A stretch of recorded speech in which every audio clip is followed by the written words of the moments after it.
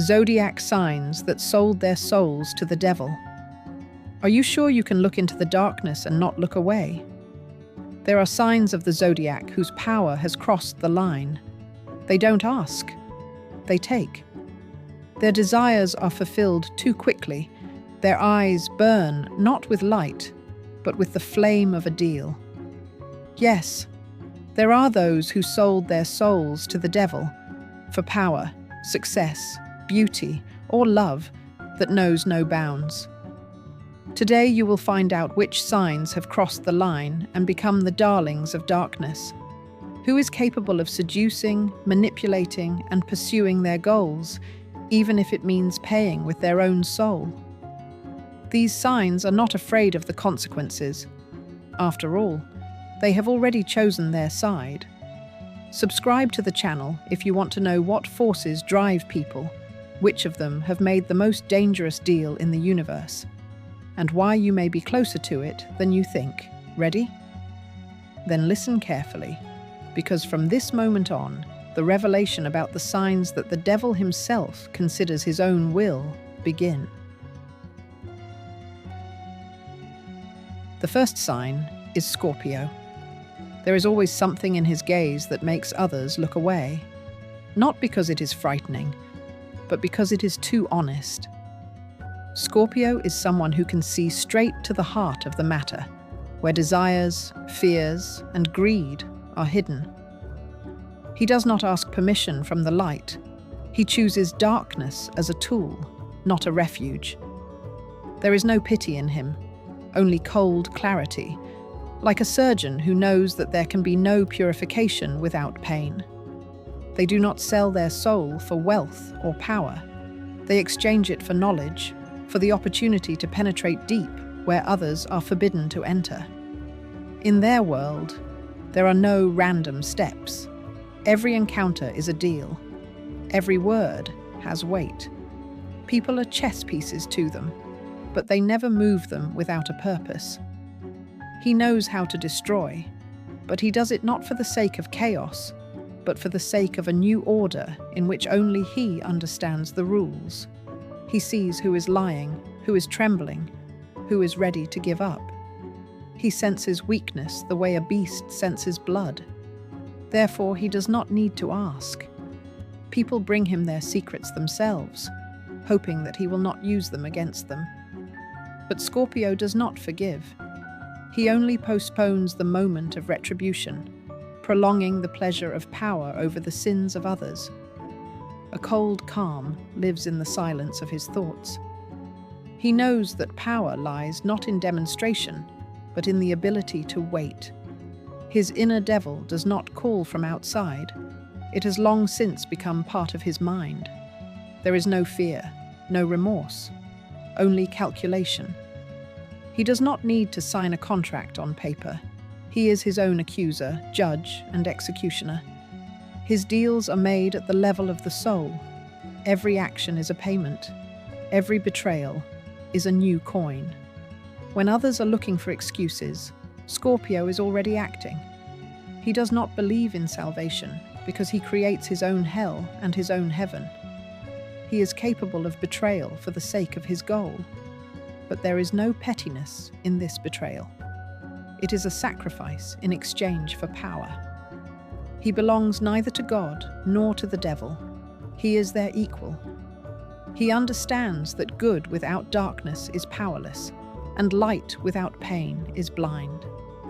Therefore, his morality is always on the edge. He can destroy in order to heal, and kill in order to save.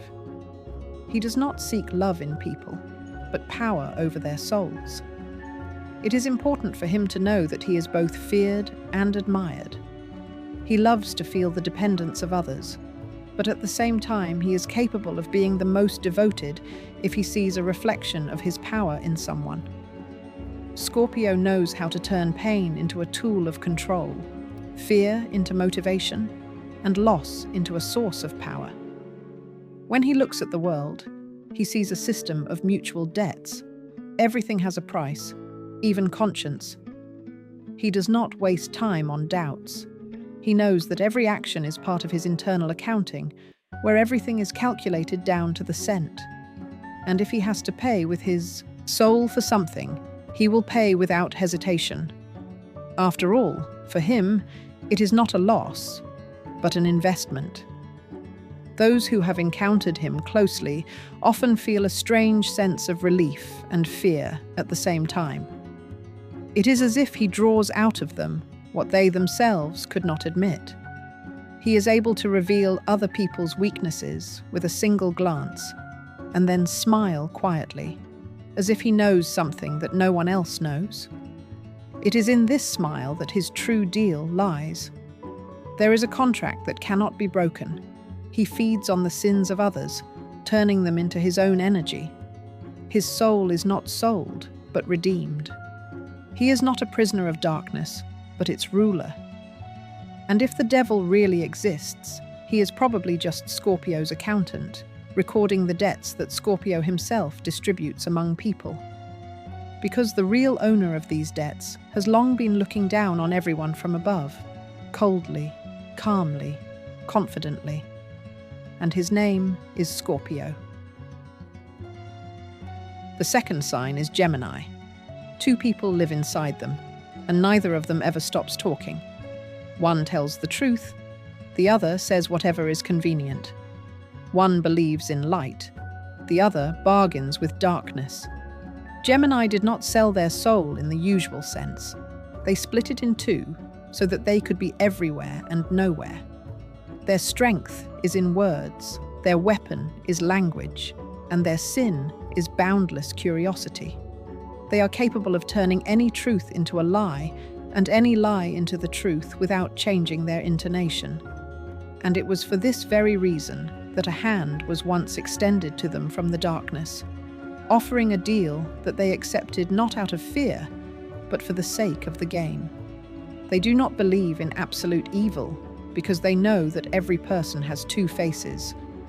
Twins know how to make anyone talk, reveal themselves, and trust. They worm their way into the soul, not with force, but with ease, not with darkness, but with laughter. They are predators disguised as conversationalists. They don't need to shout to control.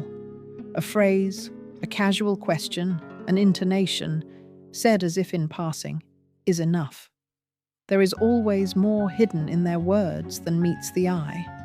They can destroy a person's confidence, not with accusations, but with doubt.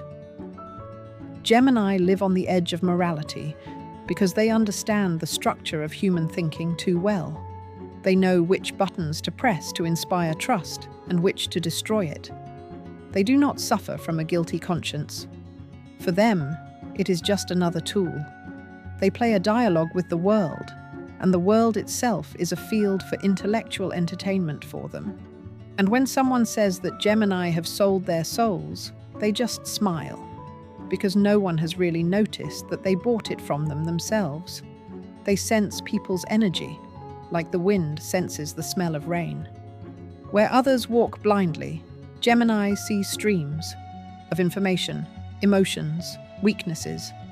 They are living transmitters between good and evil, between God and the devil, between words and deeds. Their eyes are always moving, searching, analyzing. They absorb other people's ideas like air, only to give them back later, but in their own interpretation. Their soul is not a commodity for sale, but a tool of trade, where everyone can get what they deserve, but at a markup. They know the price of curiosity. Gemini are not afraid to venture where others dare not look. Their minds have no brakes, and that is what makes them dangerous. They know how to promise without guaranteeing, to love without belonging, to inspire without feeling. This is not hypocrisy. It is their nature. They are the embodiment of duality, and therein lies their curse. Neither of the two voices inside them is silent, but both are always right. Their deal with the devil is not an act of weakness, but a manifestation of audacity. They wanted to try everything, even what is forbidden. They are not afraid of temptations. On the contrary, they create them. For Gemini, any restriction is a challenge. They can turn sin into art and lies into philosophy. They say what others think, but are afraid to say. Their truth is always harsh to the ear, but it attracts with its sincerity. When they smile, no one knows who is controlling their face, an angel or a demon. Their life is a theatre where they are both screenwriters and actors, and no one sees the audience. They can be kind to the point of tears and cruel to the point of indifference. Their morals change like the direction of the wind. Today they will save, tomorrow they will destroy. But in both cases, they will believe that they are doing the right thing. Deep down, they understand that they will forever remain between two worlds. They do not need salvation. They have long accepted chaos as the norm. For them, evil is not a threat, but a source of energy, because it gives birth to words, thoughts, and movement. They live not for peace, but for the eternal exchange of ideas. And if someone asks where their soul is, Gemini will answer without a shadow of regret, wherever it's interesting. After all, for them, the eternal game is worth any price. The third sign is Cancer.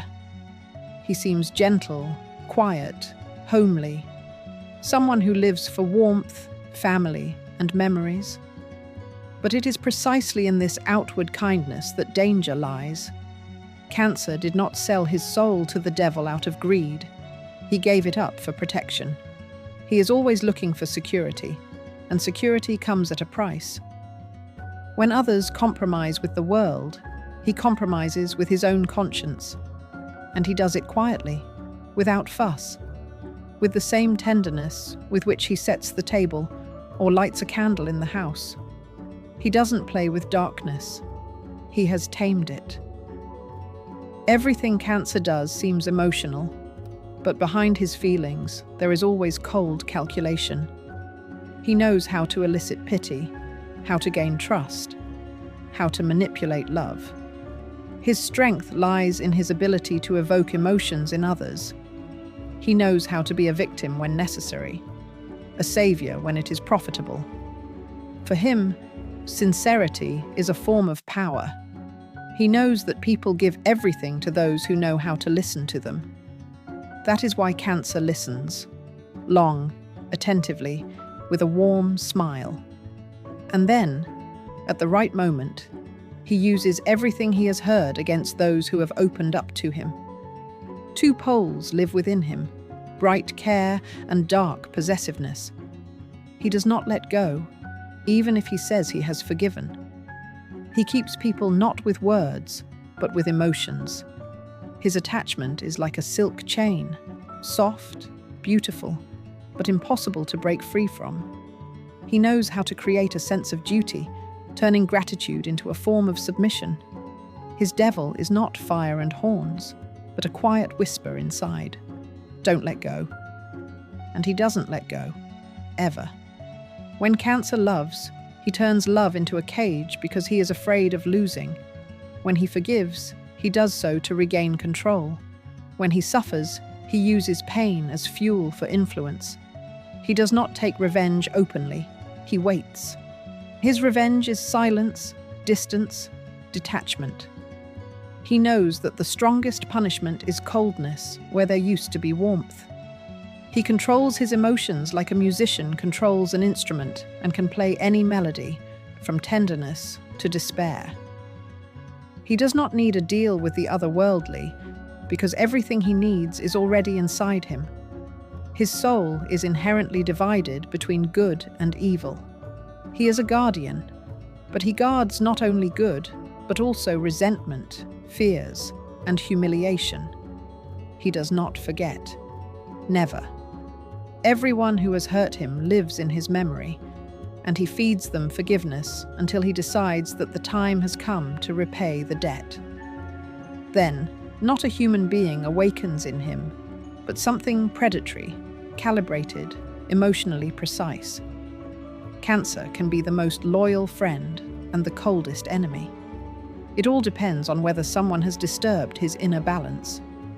For him, betrayal is not an act, but a catastrophe, after which he turns into someone who knows how to use the feelings of others as a weapon. He will not scream. He will simply disappear, leaving behind a void that gnaws at him more than any curse. Outwardly, he is caring, polite, sentimental. But behind this mask lives a man who knows that every gesture of kindness can be turned into dependence. He is a master of emotional debts. Those he once saved always belong to him. He does not demand. He simply reminds them that he was there when others did not care. This is how his power is created, not by force, not by fear, but by memory. The devil did not offer him gold. He offered him the opportunity to hold on. And Cancer agreed. Because for him, loss is worse than death. He preferred to sell a part of himself, just so he wouldn't feel empty. Now he keeps the souls of others as if they were his own possessions, and does not even realize that this is his bargain. He does not serve evil, he cooperates with it, quietly, carefully, as with an old friend whom you trust with everything. And perhaps that is why his smile is so attractive. It is always a little warmer than it should be. The fourth sign is Libra. They know how to smile when there is a storm inside. Libras can be the embodiment of calm and harmony, but behind this outward balance lies a contract that not everyone is capable of understanding. When others are given to vacillation, Libras choose balance, even if it means giving up what is most precious to them. Their soul does not belong to chance. It has long been bound by exchange. For the sake of an ideal life, recognition, and power over their own image, Libras have sacrificed what makes a person vulnerable: doubt. Now, there is no confusion in their gaze. They know what they want, and they know what they have paid for it. Everything around Libras always seems to be under control. They don't just try to be liked. They know how to do it so that no one notices the manipulation. Their charm is not a gift, but a weapon forged with precision and calculation. They see the weaknesses of others as a surgeon sees the structure of the body. Libras can be gentle, courteous, and graceful, but every smile is part of the deal. They have learned to turn attention into power, approval into a resource, and the admiration of others into fuel. For Libras, the world is a stage where they perform flawlessly. Every gesture is deliberate, every word is measured. They always seem to be one step ahead, not because they are lucky, but because they know how to use even chaos to their advantage. They don't need to raise their voices to be in control. Their silence is more powerful than any shout. Those who have argued with Libras often feel a strange fatigue, as if they were fighting not a person, but an invisible force, cold and precise. There are no accidental victories in their lives. Any success of Libras is the result of cold calculation and a willingness to step over anything that prevents them from maintaining their ideal image. They may pretend that goodness is important to them, but this is just a convenient mask. In reality, Libras are subject to an internal law. Everything must be beautiful, even lies, even downfalls, even betrayal. If harmony cannot be created, it can be built with their own hands, even if it has a hint of sulfur. People are drawn to Libras, unaware that their attractiveness hides danger. They know how to make others feel that only when they are around does the world become smooth, understandable, and safe. But as soon as you take a step back, you realize that you have lost a part of yourself. Libras do not steal. They take what they need, leaving a feeling of gratitude behind. It is the most sophisticated exchange, in which the loser is always the one who thought they had won. Libras do not even admit to themselves that they sold their soul not for gold or glory, but for control. It is important for them to control the shadows, not the light. They can seduce anyone, make them believe in goodness, while inside there is cold calculation. Their strength lies in their ability to remain flawless, even in the dirtiest moments. And the higher they climb, the more they feel the emptiness, but they cannot retreat. They are not followed by God, but by a debt to those with whom they once made a deal. The fifth sign is Aries. They don't ask, they take. Aries don't know how to wait, don't know how to ask for mercy, don't bow their heads. Their soul is sold for the fire of power, for the strength that makes others obey. Once upon a time, this sign chose a path where there is no fear, but there is a price: to live on the brink of destruction. Their energy does not tolerate restrictions, and in order to gain absolute freedom, Aries agreed to conditions that most would reject with horror. Now there is no hesitation in their actions, only pressure. Every step Aries takes is filled with a thirst to prove that they are stronger than everyone else. But this strength is not natural. It has been bought. They seem to feed from a source that does not belong to them, but gives more than the heart can bear. Because of this, Aries lives with an inner heat that can burn everything around them. People feel this heat and are drawn to it, not realizing that they are approaching a flame where they cannot survive. Aries does not seek approval. He demands recognition. His actions seem reckless, but they have their own harsh logic. Every blow, every outburst of anger is a way to subjugate the world. He does not forgive weakness in himself or others. There is no compromise in his character, only forward movement, as if there is darkness behind him and fire calling him ahead. This fire is the price of the deal. It never goes out, even when Aries sleeps. Those who try to oppose him quickly realize that they are fighting not just a person, but an indomitable force. His energy presses down, burns, breaks resistance. He is capable of going to the end, even if everything collapses. For him, defeat is unacceptable. This is where the trace of what was once given is revealed. Aries' soul has long ceased to belong to peace. Its place has been taken by the instinct to win. But behind this power lies a burden. He can destroy everything he has created just to maintain a sense of control. Sometimes fatigue flashes in his eyes, a moment when the flame weakens and a shadow appears in him. But immediately it rises again, as if someone is pushing from within, forcing him to go on, regardless of the cost.